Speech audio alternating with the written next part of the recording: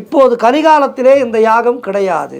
ஆக நிறைய பேர் இந்த யாகங்களை பற்றியெல்லாம் தவறான கருத்துக்களை வெளியிலே பதிவிடுகின்றார்கள். என்ன சொல்கின்றார்கள்? அஸ்வமேத யாகம் முடிந்தால் குதிரைகளை பலியிடுவார்கள் என ஒரு சாரார் சொல்லி கொண்டிருக்கின்றார்கள்.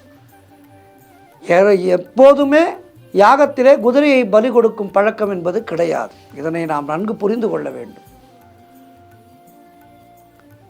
பண்டைய அரசர்களுக்கு பட்டத்து குதிரை, பட்டத்து யானை, நாட்டின் கொடி இவையெல்லாம் கௌரவ சின்னங்கள். தனது கௌரவ சின்னமான ஒரு குதிரையை ஒரு மன்னன் பலியிடுவானா? இதனை நாம் நன்கு சிந்திக்க வேண்டும். ராமாயணத்திலே அஸ்வமேத யாகம் நடைபெற்றது. சீதையை ராமன் பிரிந்து பல வருடங்களுக்கு பிறகு சீதையின் தங்கச் சிலை ஒன்றை நிறுவி ராமன் அஸ்வமேத யாகத்தை செய்கின்றார்.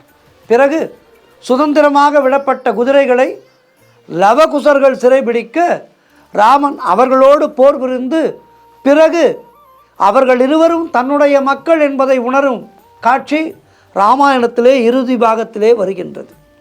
வேதத்திலே குதிரைகளை பற்றி வேதியர்கள் அனைவராலும் மிகவும் உயர்ந்ததாக கருதப்படுவது ஸ்ரீருத்ரம் என்னும் யஜுர்வேத மந்திரம். இது ருத்ரனாகிய பரமேஸ்வரனை புகழும் ஒரு அற்புதமான மந்திரம்.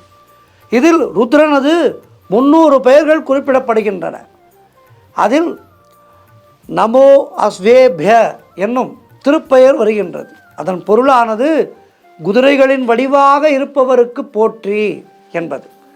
அனைத்துமே இறைவனது வடிவங்களே.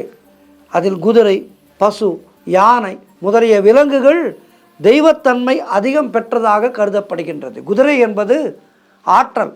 ஆங்கிலத்திலே ஆற்றல் என்பதை சொல்வதற்கு ஹார்ஸ் பவர் என்று தான் சொல்வார்கள். ஆற்றலும் சக்தியும் மிக்க குதிரையை கொல்ல நினைப்பவன் அசுரன் என்று வேதம் சொல்கின்றது. அனைத்து யாகங்களின் முடிவிலேயும் யாகத்தை செய்பவர் அக்னி பகவானை நோக்கி பிரார்த்தனை ஒன்றை முன்வைப்பார். அது என்ன தெரியுமா? எனது மகன், அவனது மகன் என அனைவரும் நீடூழி வாழ வேண்டும். செங்குத்தாக வளர்பவையும், அதாவது மனிதன், மரங்கள், தாவரங்கள், கிடைமட்டமாக வளர்பவையும் மிருகங்கள் நோயின்றி நீடூழி வாழ வேண்டும். நாங்கள் செழுமையான பசுக்களாலும் ஆற்றல் மிக்க குதிரைகளாலும் வளம் பெறுவோமாக. வீரர்கள் எங்களை காக்கட்டும். எங்களை செல்வத்தாலும் ஆற்றலாலும் காக்கும் பசுக்கள், குதிரைகள் மற்றும் வீரர்கள் எந்த குறையுமின்றி நீடூழி வாழ வேண்டும்.